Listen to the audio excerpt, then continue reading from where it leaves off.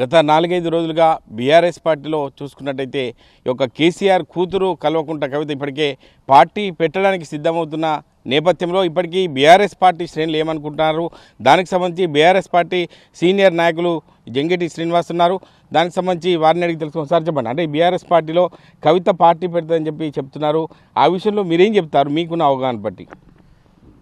నాకున్నటువంటి అవగాహన ప్రకారం ఆమె పార్టీ పెట్టది అని అనుకుంటున్నాము. ఒకటి, పార్టీ కనుక పెడితే జరిగే నష్టం ఆమెకే జరుగుద్ది. ఎందుకు అని అంటే బీఆర్ఎస్ పార్టీ కానీ మరి వారి యొక్క తండ్రి కేసీఆర్ గారు కానీ మరి ఆమెకు తక్కువ ఏం చేయలేదు.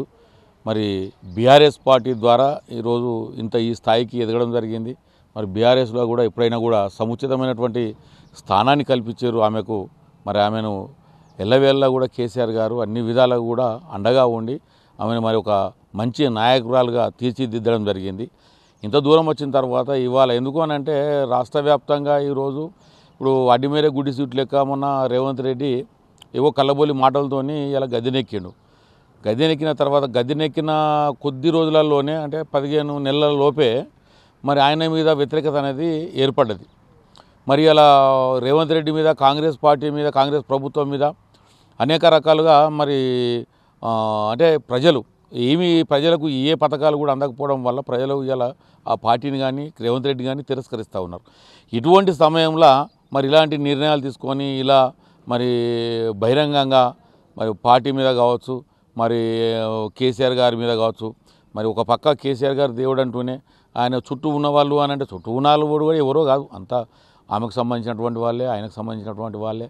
మరి ఇలా పార్టీని ఉద్యమాన్ని ఒక ఉవ్వెత్తున ఎగిసిపడే విధంగా ఉద్యమం చేసి ఇలా సాధించలేము అనుకునేటువంటి రాష్ట్రాన్ని సాధించినటువంటి ఘనత ఇవాళ బీఆర్ఎస్ పార్టీకి ఉంటుంది, కేసీఆర్ గారికి ఉంటుంది.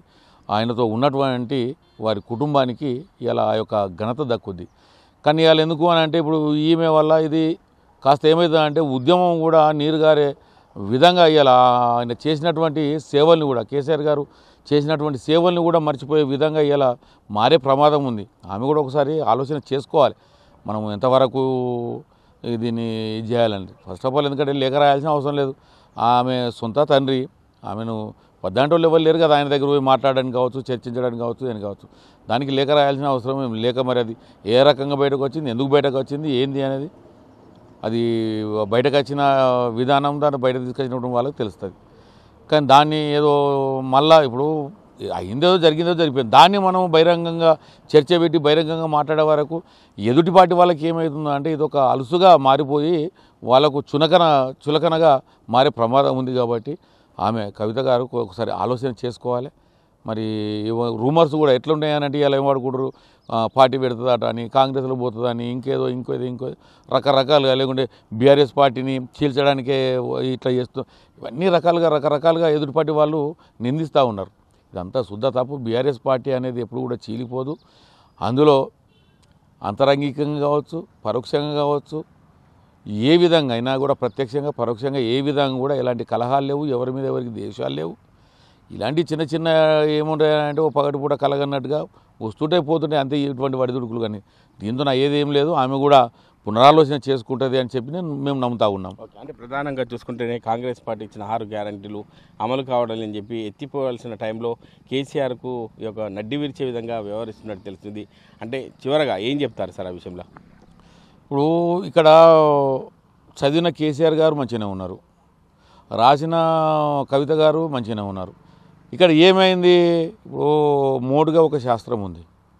ఇప్పుడు భర్త భార్యను కొడితే నొప్పి కలిగలేట, కానీ ఆడిబిడ్డ నవ్వినందుకు ఆడిబిడ్డ ఆపినందుకు అంటే భార్యను భర్త కొడుతుంటే భర్త వాళ్ళ చెల్లో అక్క వచ్చి ఆపినందుకు ఆమెకు బాగా బాధ కలిగిందట.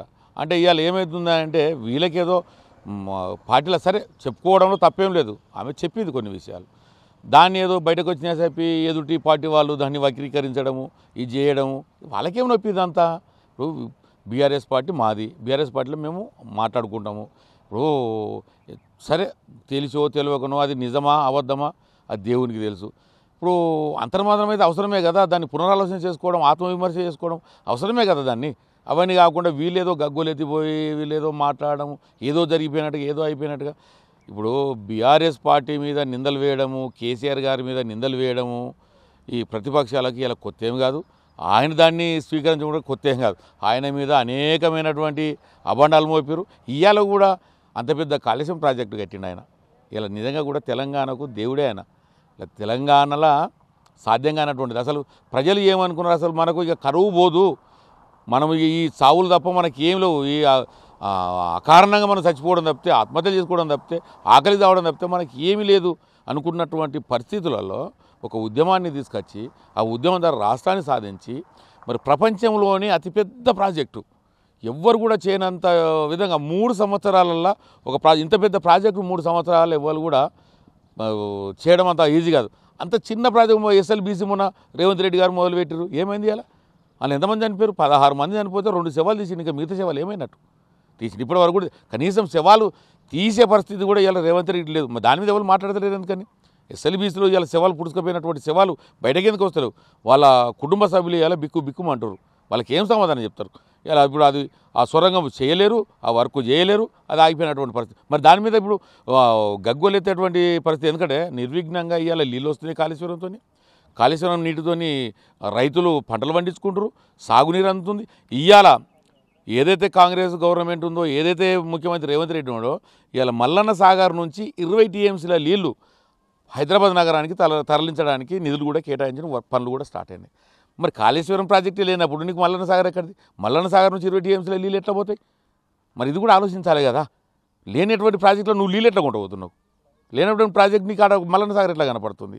మరి దీని అంతా ఆలోచన. ఇంత పెద్ద ప్రాజెక్టు ఇంత నిర్విఘ్నంగా నడుతుండగా ఇలా నీ ఎస్ఎల్బీసీని ఎవరు మాట్లాడకుండా ఉండడానికే ఇవన్నీ నోటీసులు ఇవ్వడము, బీఆర్ఎస్ పార్టీ మీద నిందలు మోపడము, అటు కేసీఆర్ గారి మీద, ఇటు హరీష్ రావు మీద, అటు కేటీఆర్ మీద అన్ని అబండాలు మోపి వాళ్ళు ఏమనుకుంటారా అంటే ఏదో బట్టగాల్సి మీదేసి మంచి చేసుకోవడం. ఊకే ప్రజలు నమ్మరు. ఒకసారి నమ్మిరు నువ్వు మాట్లాడిన మాటలు ఏమో అంటతోడు మోటుకో శాస్త్రం ఉంది, ఇప్పుడు చెప్తే అది బాగుంటుంది, కానీ ఆ రకంగా ఏదో చూసుకొని పోతే ఏమో అయినట్టు ఉంది కథ. కాబట్టి ఇలా ప్రజలు నమ్మి నీకు ఓటేస్తే నట్టేట ముంచినావు. ఇలా ఏమి చేతులు ఎత్తేసి నా దగ్గర పైసలు ₹1 లేదు, నేను ఇచ్చే పరిస్థితి లేదు, చెప్పుల దొంగలు లెక్క చూస్తున్నారు, ఎక్కడికైనా పోతే అన్నట్టు. మరి నిజంగా నేను అట్నే చూస్తారు కదా. మరి ఆ కేసీఆర్ గారు 10 సంవత్సరాలు చేస్తే మరి ఇటువంటి రాలేదే. ఎక్కడ ఆర్థిక ఇబ్బందులు ఎక్కడ రాలే? అంత పెద్ద ప్రాజెక్టు చేసిండు, ఇంత వ్యవస్థను నడిపిండు. ఏర్పడేటువంటి కుంపట్ల మరి ఈ ఒక పక్క ఆర్థిక వనరులను సమకూర్చుకోవాలి, ఒక పక్క అభివృద్ధిని చేయాలి. ఏదాగింది? వనరులు సమకూరుస్తూనే అభివృద్ధిని చూపించిండు. అంటే రాష్ట్ర ప్రభుత్వం ఇచ్చిన హామీలు ఎండగట్టే విధంగా ఉండాలి, కానీ ఇటు రాష్ట్రంలో ప్రతిపక్ష హోదా ఉంది, ఇటు కేంద్రంలో కూడా ఒక్క సీటు రాకుండా కూడా బీఆర్ఎస్ పార్టీ ఉంది. కాబట్టి ఈ టైంలో కూతురు చేదోడు వాదోడుగా ఉండాల్సిన పరిస్థితులు ఉండేది. కానీ కవిత తెలంగాణ జాగృతి పార్టీ పెట్టి కూడా నేను ముందుకెళ్తున్నా అని చెప్పి ప్రధానంగా చెప్తున్నారు. చివరగా పార్టీ మారితే మీరు ఏం చెప్తారు కవిత విషయంలో? నేను ఫస్ట్ ఆఫ్ ఆల్ ముందుగా నేనేమనుకుంటానంటే ఆమె పార్టీ మారదు. కేవలం ఆమె మనసులో ఉన్నటువంటి మాటను మాత్రమే బయట పెట్టింది. పార్టీలో ఏ విధంగా ఉండాలి అనేటువంటి ఒక సూచన మాత్రమే చేసింది. సరే, దానిలో కొంత ఈ ఏంది ఇలా సోషల్ మీడియా ఉంది, అనేక రకాలుగా. ఇప్పుడు ఒకరు అంటే అన్నాడు, హౌలా అన్నాడు అని చెప్పుకునే పరిస్థితి రోజులు. ఇప్పుడు అని అంటే ఎదుటి పార్టీ ఏమో చెప్తుంది, దానికి ఇంకోటి జోడి ఇచ్చి ఆకు వా పెట్టి అవులా అంటుర్రు అని చెప్పి చెప్పుకునే పరిస్థితి తీసుకొచ్చేటువంటి పరిస్థితి ఈ రోజులలో ఉన్నాయి. అది ఎదుటి పార్టీలు, ప్రతిపక్షాలు అలా చేయాలని చూస్తుంది, కానీ ఇది ఎప్పటికి కూడా సాధ్యం కాదు. అది కాదు. ఆమె పార్టీ పెట్టదు, ఎక్కడికి పోదు, ఖచ్చితంగా ఇలానే ఉంటుంది, తండ్రితోనే ఉంటుంది, వాళ్ళ కుటుంబ సభ్యులతోనే ఉంటుంది, బీఆర్ఎస్ పార్టీకి అండగానే ఉంటుంది. అండగానే నిలిచి పార్టీ రేపు పొద్దుగాల ఖచ్చితంగా ప్రభుత్వం ఏర్పాటు చేసి, అంటే ప్రభుత్వం ఏర్పాటు చేసి అంటే అంత ఆశామాషిగా ప్రభుత్వం కూడా ఏర్పడదు. జీవితకాలం ఉండేటువంటి ప్రభుత్వం రేపు బీఆర్ఎస్ ప్రభుత్వం ఏర్పరచనుంది. జీవితకాలం ఇక ప్రజలు ఇంకో పార్టీని నమ్మే పరిస్థితి లేకుండా అయిపోయింది. ఎందుకంటే రేవంత్ రెడ్డి ఒకసారి రావడమే మంచిది. ఎందుకు అని అంటే ఏదైనా కూడా జనాలకు కూడా కొద్దిగా అనుభవం కావాలి. అనుభవం అయితేనే మరి ఏంది అనేది రాబోయే తరాలకు మార్పు జరగాలంటే ఇది ఒకటి జరగడం మంచిది అని అనిపిస్తుంది. ఇలా జరగడం వల్ల ఏంది అంటే ప్రజలకు కూడా తెలిసి వచ్చింది, రేపు మనమేం చేయాలి, ఏంది అనేది అది తెలిసి వచ్చింది. మనం ఎట్లుండాలంటే ప్రజలు తెలిసి వచ్చింది. మనం ఇంకేం చేయాలని కూడా కేసీఆర్ ఇంకెంత అభివృద్ధి చేయాలి, మనం ఇప్పుడు చేసిన దానిలో ఇంకేం చేయాలని కూడా ఆయన కూడా కొన్ని తెలిసి వచ్చినాయి. రేపు ఖచ్చితంగా అనేక రకాలుగా ఏ అభివృద్ధి కూడా ఆగదు. ఆయన ఆధ్వర్యంలో ఆయన మళ్ళీ ముఖ్యమంత్రి అవుతాడు. మరి అటు కేసీఆర్ గారు ముఖ్యమంత్రి అవుతారు, ఆయన వెంట హరీష్ రావు గారు ఉంటారు, మరి రాష్ట్రాన్ని సస్యశ్యామలం చేస్తారు. మరి దీర్ఘకాలికమైనటువంటి కరువును ఆల్రెడీ పారదోలేరు. ఏది ఈ కాళేశ్వరం ప్రాజెక్టు. ఇక తెలంగాణకు కరువు అంటూ ఏది ఉండదు. ఖచ్చితంగా ప్రాణహిత ఉన్నది కాబట్టి ప్రాణహిత ద్వారా నీళ్ళు వస్తాయి. ప్రతి రైతు పంటలు పండిస్తాడు. రైతు పంటలు పండించడం వల్ల రాష్ట్రము దేశము రెండు రకాలుగా సుభిక్షంగా ఉంటుందని చెప్పి ఖచ్చితంగా చెప్తాను. రేపు ఖచ్చితంగా కేసీఆర్ గారి ఆధ్వర్యంలో, హరీష్ రావు గారి ఆధ్వర్యంలో ఖచ్చితంగా ప్రభుత్వం ఏర్పడుతుంది. అంటే ఇప్పుడున్న పరిస్థితులను బట్టి చూసుకుంటే కేసీఆర్కు కవిత చేస్తున్న మోసాన్ని ఎవరు కూడా జీర్ణించుకోలేకపోతున్నారు. ఎందుకంటే ఇన్నేళ్ల సమయంలో, ఉద్యమ సమయంలో తెలంగాణ రాష్ట్రాన్ని సాధించిన గొప్ప వ్యక్తి కేసీఆర్. ఖచ్చితంగా ఇప్పుడున్న ప్రభుత్వాన్ని ఎండగట్టే విధంగా ముందుకు అడుగులు వేయాలి తప్ప కవిత పార్టీ పెట్టడం అనేది అది విడ్డూరంగా ఉందని చెప్పి ప్రధానంగా బీఆర్ఎస్ పార్టీ సీనియర్ నాయకులు జంగిటి శ్రీనివాస్ చెప్తున్నారు. ప్రపంచంలో ఏ మూల ఏ క్షణం ఏం జరుగుతుందో వేగంగా తెలుసుకోవడానికి తొలి వెలుగు వాట్సాప్ ఛానల్ని ఫాలో చేయండి.